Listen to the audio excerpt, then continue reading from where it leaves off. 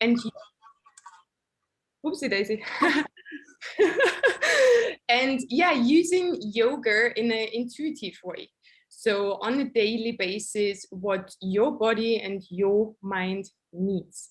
Yeah, and that is really, really exciting. I love to work with those tools, and I love to share a little bit more about that today. What are you most thrilled about sharing? Well, I think it makes sense for our first talk to kind of talk about the basics first, because even though basics always sounds a little bit boring, right? It is the fundamental for everything. Yes. Exactly. So I would say we just start with step number one. What do you think? Excellent choice. I'd do the same. Bene, wonderful. So what's the basics? What's the foundation that we need to know, and we need to not only know intellectually but in our bodies, Mhm. so that you feel is the foundation of your work and your approach? Absolutely.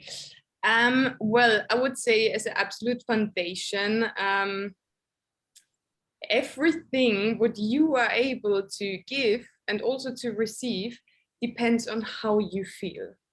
So everything that encounters you in your life, how you react on that and what you make out of it comes back to how you feel. Because depending on how you feel, it influences the way how you're behaving. And the people around you, they recognize that. And depending on that behavior, they get back to you. So it is a little bit of a circle, you know, what comes around goes around. Yeah, so true. Yeah. And yeah, this is why I would say the absolute foundation is how you take care of yourself. Because this is not coming from nothing, right? That you feel good, that physically, and now we come to the parts of well-being, what well-being actually includes. This is physical, emotional, and spiritual well-being. But it is also, you know, the well-being you feel with your environment, with the people, the relationships around you, and also with your finances, because, well, this is how the world works. And this is why it is as well part of our well-being, because without like money we cannot really get survive in this world, right? And apart from that, also very, very important, which sometimes likes to be neglected a bit because it's not very obvious, is the intellectual nourishment. Our brain wants to be challenged. Our brain wants to evolve.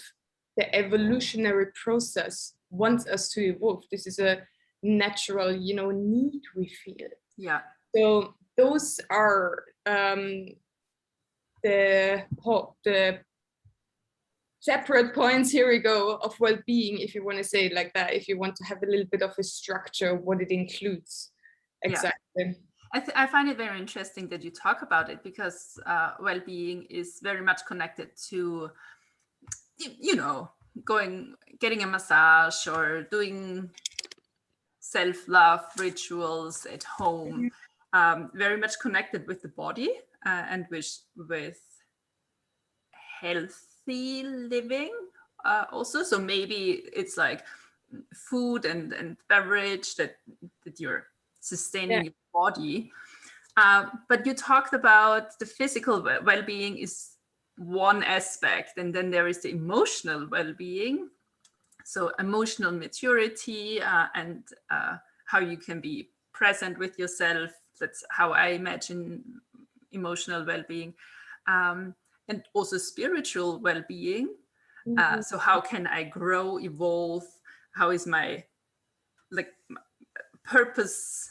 How do I live my purpose in a way? But also the mundane things like money, which is often put away as like not spiritual, but so essential in our ability to live our lives in the way we desire it. Absolutely. We can say financial well-being is a little bit of a modern add-on to well-being. You know, when humanity used to live in the woods and hunt animals to eat, I'm sure they weren't thinking about money, right? But we have to be realistic and we have to go with the time. And there are so many great impacts which in our world we live in, which have never been a topic before. And I believe this is as well a reason why it is so confusing. Because our world is confusing. I've never met anyone in my life who would say to me, you know, everything is very clear and I feel always very good and I know exactly how things work. Like this is almost impossible, you know, with the amount of information and out there, you know, and all the innovations and all the movement. And yeah, it is just a really freaking fast world we live in, and we do have to realize that, and we do have to get adjusted. And this also leads us back to the emotional well-being, because what is suffering the most in that very fast world are our emotions. We disconnect more and more because we do have to put our focus on all those things out there. So this is also like a little bit of our survival mechanism. We absolutely want to be aware of what's going on around us, because, you know, evolutionary talking in us, there sits always this fear, you know, if I don't know what's behind me, something could come after me, right? So we have to disconnect to put our focus out there on all those, you know, many different things. And yeah, this leads us to the emotional well-being side of it, where many people struggle nowadays. So what would you say to a person who is like, okay, I don't know where to start. I know I have, like, there is so many challenges in my life. Where should I start? What's the most important thing, and how do I do it to grow my well-being? All right. I would definitely, because it is, I'd say, the main point in all in well-being nowadays, I would definitely start with the emotional well-being we were just talking about, because it starts with yourself. It starts with the work you do with yourself. So it is very important that you have a loving, approach towards yourself, and that you are patient, and that you're not judgmental. And I have a very funny story to that, because when I used to be young, I don't know how it happened, but, you know, I had with my friends the thing, I don't know, I think we just got to know swear words. And we had this thing, oh, it's really funny to use swear words, right? In a funny context. And we would call ourselves, you know, idiots, oh, you know, I forgot that, I'm such an idiot, you know. So yeah, this is nothing where you might think right now, okay, that's pretty bad, right? But it is. Yeah. Because the way you talk to yourself is the way you treat yourself, and the way you treat yourself is responsible for everything else in your life. So first, like, very first step, I would say, you know, have a loving and understanding approach with yourself. And then you can go the next step of asking yourself a few, you know, important questions for life. What are your values? Like you were mentioning before, what are your priorities? What do you want to put your attention in? Those are very important questions, which, you know, if they've never been raised, you go through life a little bit uncertain. You know, those questions in different forms, depending on the situation, will come up situation specific. Oh, right, this happened. What should I do now? How do I feel about it? What do I think is right? And you can help yourself in those specific situations, not even to reach that point, when you prepare properly. Preparation in that sense is, you know, being clear with yourself. What is all that about for you, basically? Really good to know. That's an interesting and I think very valuable point you're raising, that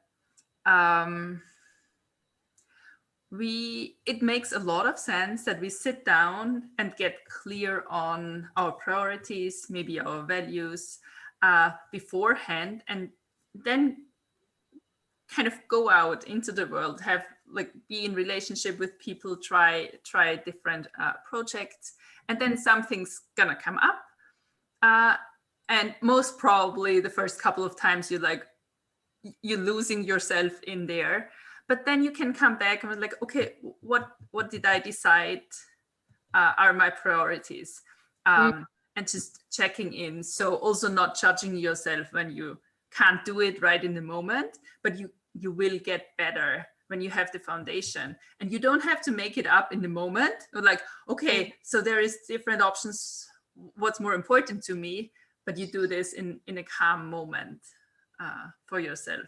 Yeah, absolutely. And I want to hang on the point judgment, because it is something very big in our society as well, not only with ourselves, but how fast are we to judge when we see someone on the street? Oh, that dress looks weird on her. Yeah. Yeah. You know, it's happening so quickly without us, realizing it. And I think it fits very well on that point to mention the mindset. For those people who hear that for the very first time. So the mindset, the growth and the fixed mindset is something that evolves out of Carol Dweck's science in social and developmental psychology. I hope I got that right now. Very interesting. She's basically looking at the human behavior and was thinking to yourself, what is this main difference that some people, are open, stay positive, and they, achieve their success, versus other people, they seem to be like negative, and yes, it's happening, like negative things are happening to them as well. Like, what is that? So, and she found out about the fixed and the growth mindset, which is basically how your mind is set up. Let's put it that way. Yes. So the fixed mindset would be an example for people who think that talent is, either you have talent or you don't have it, and you can do it or you can't, and you can achieve it or you cannot. As simple as that. Like, life takes place in, a square. You have a limit which you cannot, push further. Versus the growth mindset, where an individual would believe that not only talent is relevant. Yes, talent, this is a fact. Like, some people have more talent here or there, but it doesn't only come down to your talent, what you're gonna achieve in life, because there's hard work, there is personal development which comes into play in all that. And those are basically, the two very different perspectives on life. And this is a decision you can take. And well, this is how, like, out of my personal experience, you first have to know about it, right? I remember moments as a kid. Well, I used to, just to explain the background, I used to take ADD medication because I was one of the kids wrongly diagnosed with ADD and took heavy medication over a period of 10 years, which was also having an impact on how I felt and how I behaved. So my personality, which is for a kid, pretty tough. So because I didn't react well on that medication, I would stop taking it every holidays. So you have a lot of holidays at school, right? So it would be taking it, not taking it, taking it, not taking it. And well, yeah, every time I stopped taking it, I was a little bit confused. I really asked myself, who am I? I don't know what I feel or supposed to feel. I feel like what I'm feeling right now is not what I'm usually feeling. And years later, over a decade later, that I got deep into that topic, I heard about the mindset. And I read the entire book and all the studies behind it from Carol Dweck. And it was like a massive light bulb is blowing up here. Mm-hmm. And I started to understand really not only to hear it, because this is a major difference as well, hearing something and taking something in, right? But I really took it in and understood what mindset is, and that I have the decision to take. Yes. How my mindset is going to be. If I don't take a decision, it's also a decision I took. So yeah. For everyone who heard of that for the very first time, I would definitely recommend give it a Google, mindset. Super, super interesting for most people, also for most of my clients, an absolute light bulb moment. So I would recommend to check in there. Yeah, but before that was just a little excursus, so I stopped talking about the mindset now and we crack on with your questions. Sorry, I could talk forever about that. It is a vast topic. So how would you start to cultivate a growth mindset? Wow, that is a beautiful question. Okay, start to cultivate a growth mindset. First, I would just try to, get that information around me, to be confronted with that information.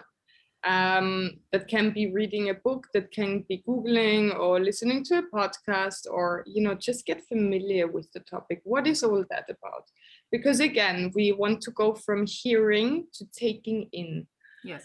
And then you can definitely use habit creation as a support system. Mm-hmm.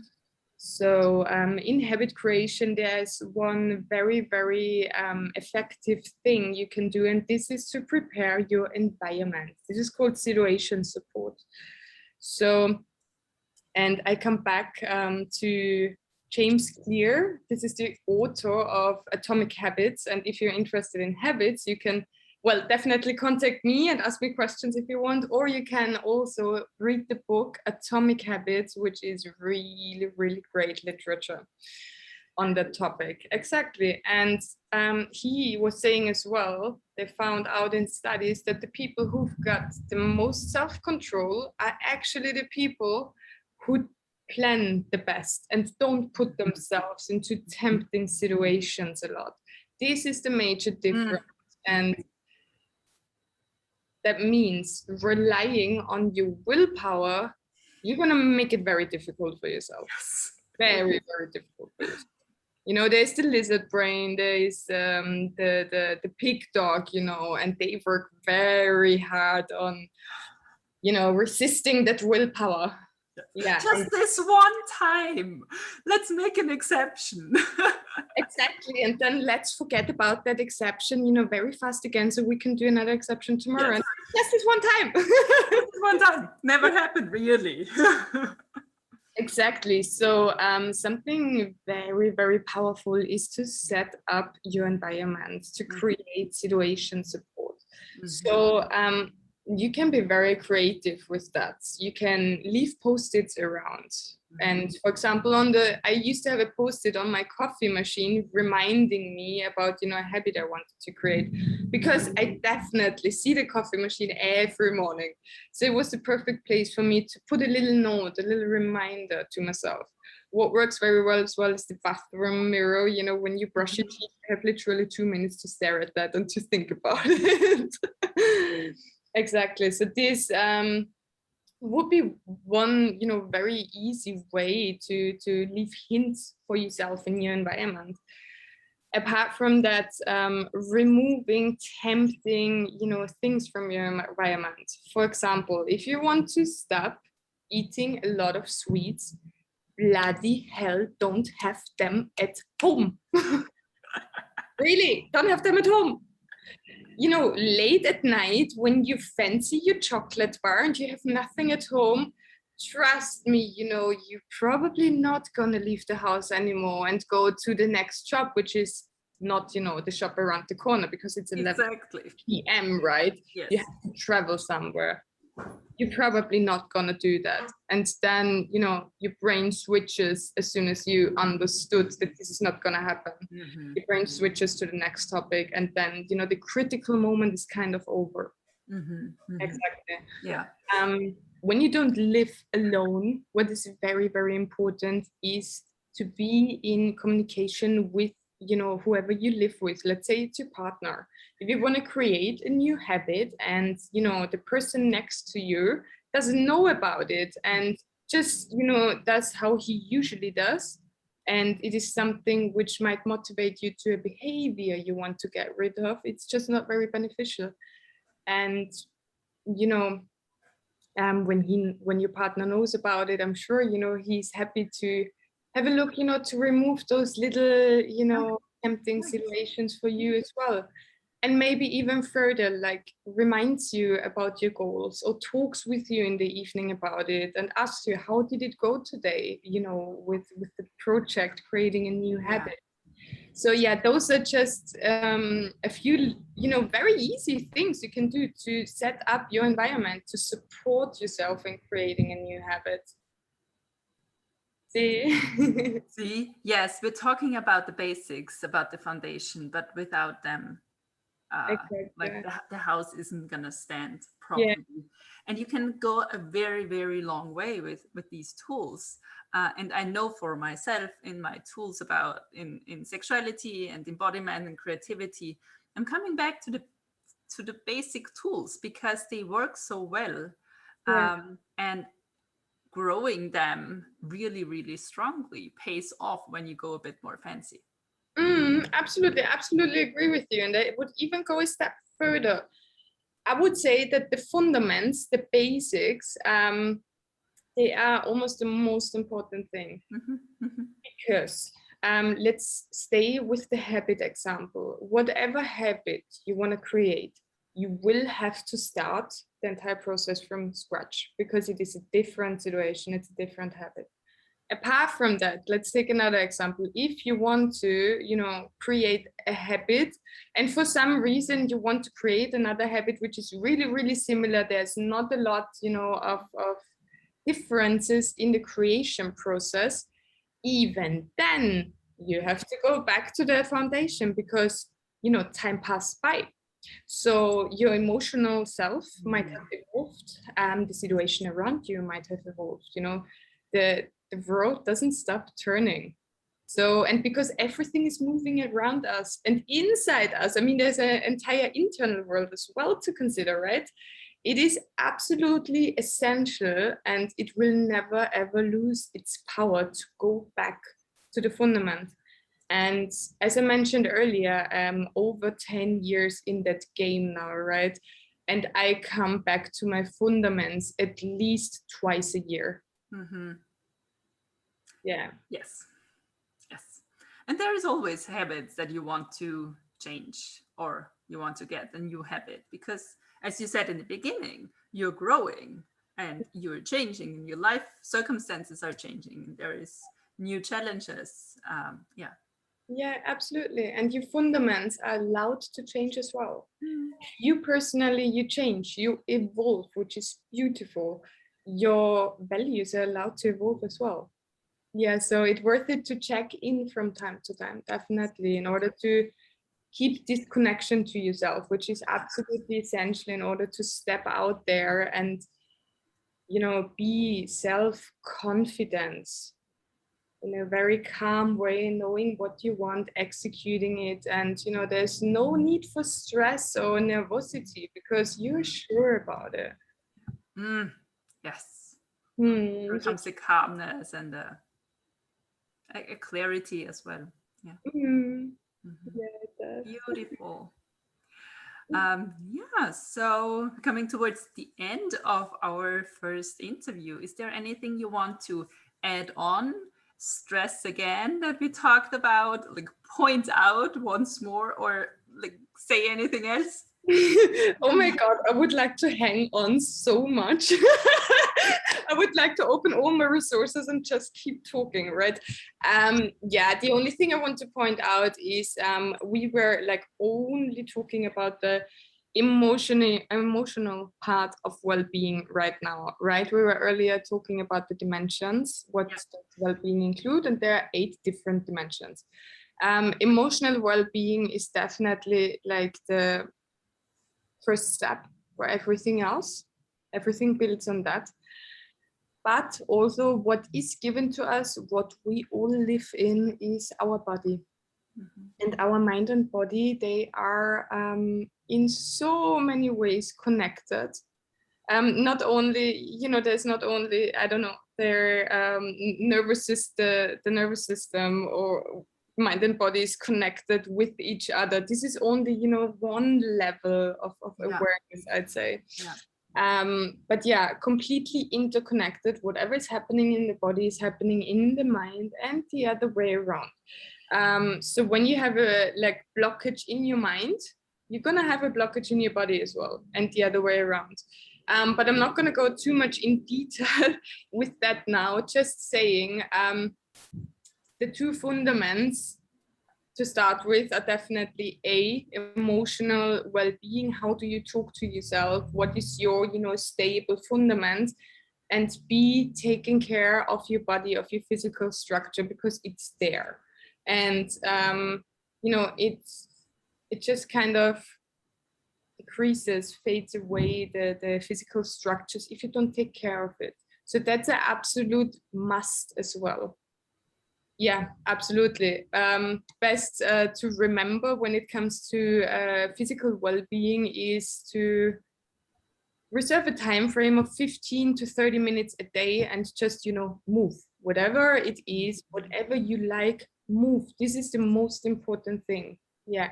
And depending on, you know, the individual needs and goals, you can go a little bit deeper into that movement part.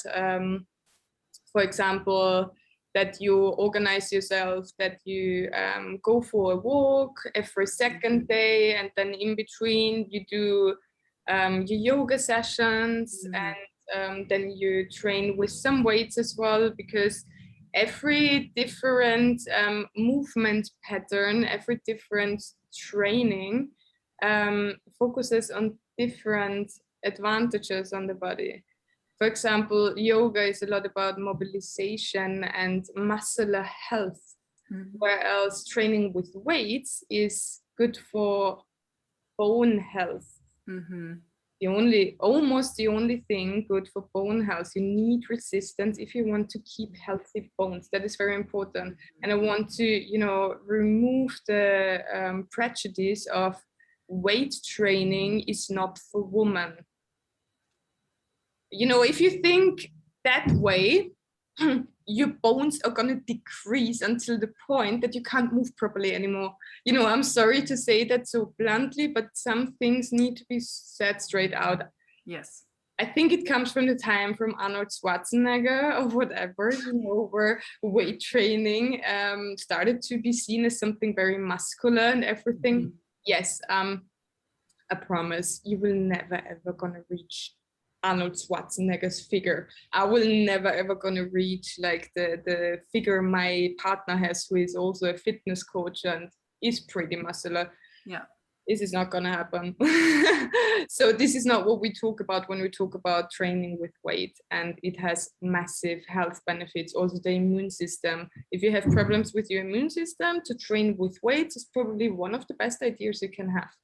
And yeah, depending on the individual needs and goals, there's loads you can do in the field of movement. Yeah, but the most important thing, definitely get this body moving, because it's made to be moved.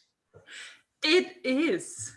It is. Show what your mama gave you. Yeah. I think I wrap it up with this sentence. Yeah, absolutely. I love it. Love it. Thank you so much, Lea. Thank you so much. And we're gonna see each other again on Thursday at the same time, 11 European time. Wonderful to have you, and to our listeners. If you have any questions, drop them below this this live, or make a new post in the group, so we can ask Lea more about it. Absolutely. Let it coming, all the questions, please. We Excellent. have 3 more talks to go, a little bit time for some questions. Absolutely. Yeah, and I thank you so much, Maria, for the invitation. It was a pleasure to be with you guys, and I look forward to Thursday, 11 a.m., same place. Wonderful. See you then. Ciao. Bye.